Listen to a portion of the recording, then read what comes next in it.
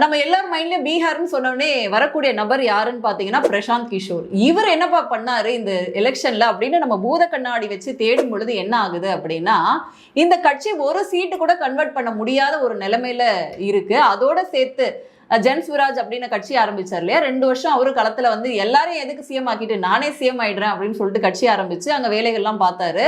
அவரோட மொத்த ஸ்ட்ராட்டஜியும் மொத்த வித்தையும் இறக்கி வந்து ஒரு சீட்டு கூட அவரால் இப்ப கன்வெர்ட் பண்ண முடியாத சூழல் தான் இந்த நிமிஷம் வரைக்கும் இருக்கு. தேடி பார்த்ததுல ஒரு 2% வாக்கு வரைக்கும் கன்வெர்ட் பண்ணியிருக்கிறதா வந்து இப்ப இருக்கக்கூடிய தகவலானது நமக்கு சொல்லுது. பிரசாந்த் கிஷோரை வச்சு ஒரு ட்ரோல் ஒண்ணு முக்கியமா சமூக வலைதளங்களை போயிட்டு இருக்கு. அதுல வந்து வடிவேல் காமெடி ஒண்ணு இருக்கும். அடி வாங்கின கைப்பிள்ளைக்கே வந்து இப்படின்னா அடி வாங்கினவங்க எப்படி இருப்பாங்க அப்படின்னு சொல்லிட்டு விஜய் வச்சு ட்ரோல் பண்ணிருக்காங்க. ஏன்னா அவர் வந்து வெறும் பொலிட்டிக்கல் ஸ்ட்ராட்டஜிஸை வச்சு கட்சி நடத்துறாரு விஜய் அப்படின்ற ஒரு கம்ப்ளைண்ட் ஆனது அவர் மேல இருக்கு இல்லையா. ஸோ இன்னைக்கு விஜயும் சேர்த்து வச்சு சமூக வலைதளங்கள்ல கேலி பண்ணிட்டு இருக்காங்க. அந்த மாதிரியான ஒரு சூழல் தான் பார்க்க முடியுது.